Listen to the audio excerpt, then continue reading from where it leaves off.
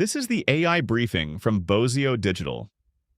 Today, the creator of Claude Code just published a 5-step map of AI adoption.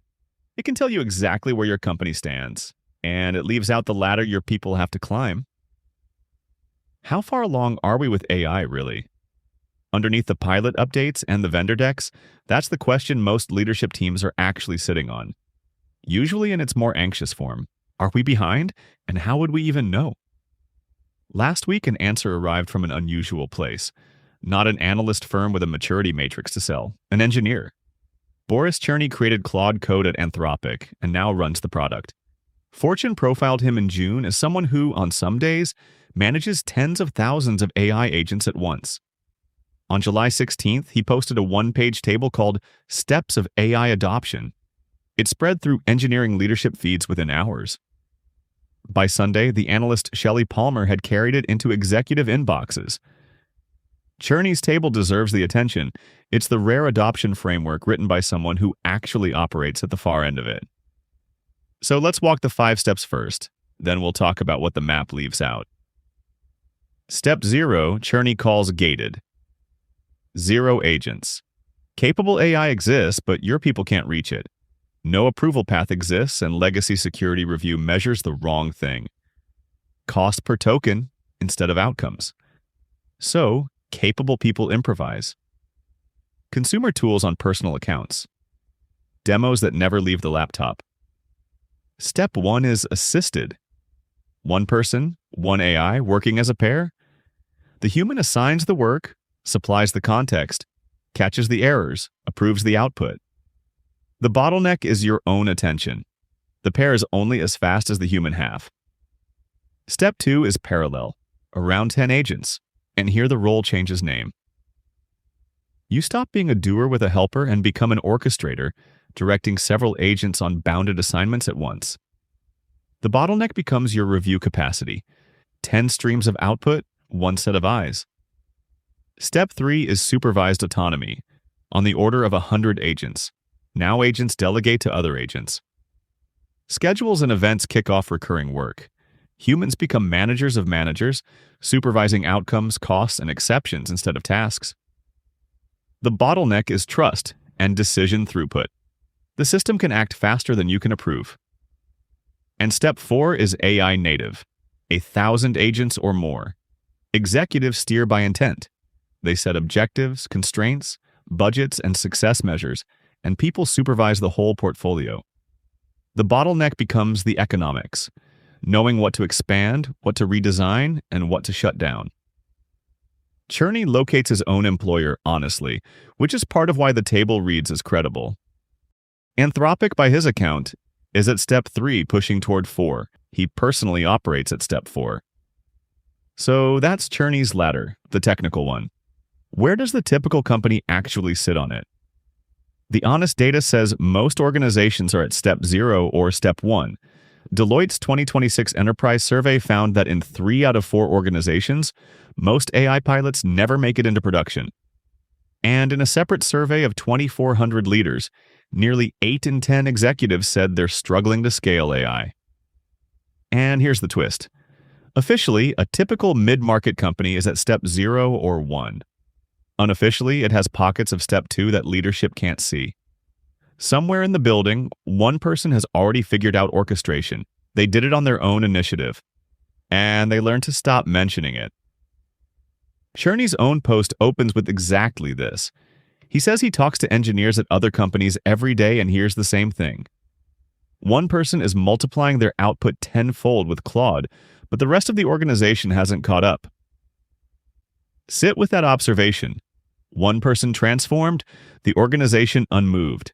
That is not a tooling gap. That is a human adoption gap. And it's the gap the map itself never names. Because here's our argument. Cherny's map is a purely technical view of adoption. It counts agents. It maps the machines. And nothing in the table describes the humans who have to climb alongside them. Cherny's original table has 6 columns. The step, the agent count, what it looks like, the bottleneck, the products that help, and the guardrails. 6 columns and not one of them is about the people. Listen to the role labels again. prepare, orchestrator, manager of managers, intent setter. Those aren't descriptions of machines. Those are 4 different jobs, 4 different professional identities, and moving between them is the hardest human transition in the whole framework. So take each climb, one at a time. Getting from step 0 to step 1 is not an access problem. It's a permission problem. People don't hold back from AI because the approval workflow is slow. They hold back because nobody has made it safe. Safe from looking replaceable. Safe from being wrong in a new way. Handing out licenses moves nobody up a step. Changing what feels safe does. Step 1 to step 2 is an identity shift, not a workflow shift. Going from I do the work to I direct the work changes what a person believes they're paid for.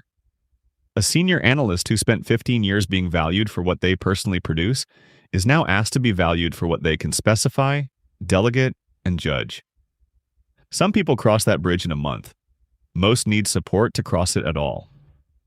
Step 2 to step 3 runs into biology. Supervised autonomy means humans reviewing streams of machine output at growing volume.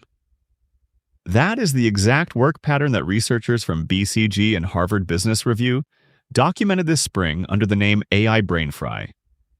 In their study of nearly 1,500 workers, about 1 in 7 showed acute cognitive exhaustion from AI-heavy work. And productivity peaked at around 3 simultaneous AI tools, then declined. The supervision capacity that Step 3 assumes is not a policy setting. It's a biological budget, and it's smaller than the org chart thinks. There's a quieter problem at Step 3. Supervision at scale demands discernment, the ability to feel that something is off before you can prove it. And that is precisely the capacity that agreeable AI erodes. Stanford researchers showed in the journal Science this year that a single conversation with a flattering, sycophantic AI measurably increases self-righteousness and reduces the willingness to repair conflict. And Anthropic's own research into what happens inside these models found that the agreement drive is structural. It's built into how they work. Now scale that up.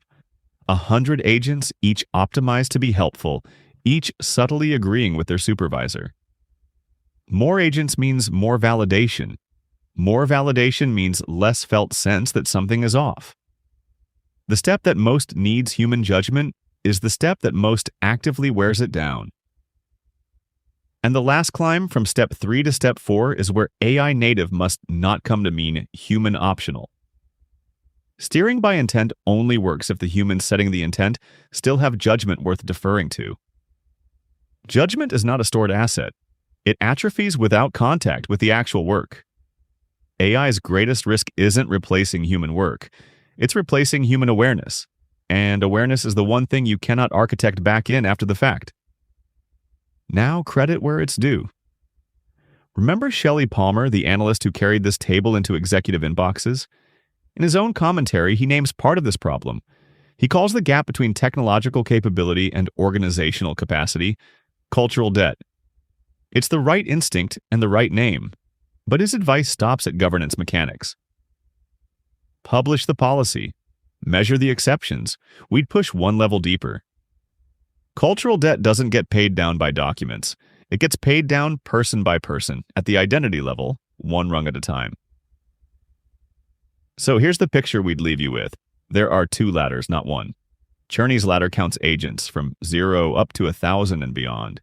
The human ladder climbs in parallel. Permission, identity, supervision capacity, preserved judgment. Organizations don't fail at a step. They fail at the point where the 2 ladders diverge, where the agent count climbed and the humans didn't. Which brings us to the most practical takeaway of all. You don't need 1,000 agents. Step 4 is not the goal. Deliberateness is. Cherney's numbers describe an engineering organization at a frontier lab where the work itself is code. Your business is not that. For most mid-market companies, the honest destination for the next 2 years is a deliberate step 2 or 3. A modest number of well-governed agents, run by people who cross the identity bridge with support. Supervised at a cadence human attention can actually sustain. That destination is transformative on its own, and it's durable because both ladders were climbed together. Before we close, a quick diagnostic you can run on Monday morning. On the agent ladder, 3 questions. How long does work take from assignment through approval? What share of AI output ships with evidence attached? And how many exceptions escalate to a human? If you can't answer those, you're at step 0 or 1, no matter what the pilot deck says. On the human ladder, the questions no dashboard tracks. Who in the company is quietly multiplying their output alone, and is the organization learning from them or losing them? What happens to the person who uses AI openly and gets it wrong once? And when did someone last overrule an AI recommendation that turned out to be wrong? Was that celebrated or forgotten? An organization where nobody can name such a moment isn't harmonious. It's asleep at the review layer. That was the creator of Claude Code just mapped AI adoption in 5 steps. Here's the ladder. His map leaves out. The full article is on the site. Every source, the complete 5-step table, and a prompt you can paste to locate your own company on both ladders. This has been the AI briefing from Bosio Digital, where AI transformation starts with your people. Thanks for listening.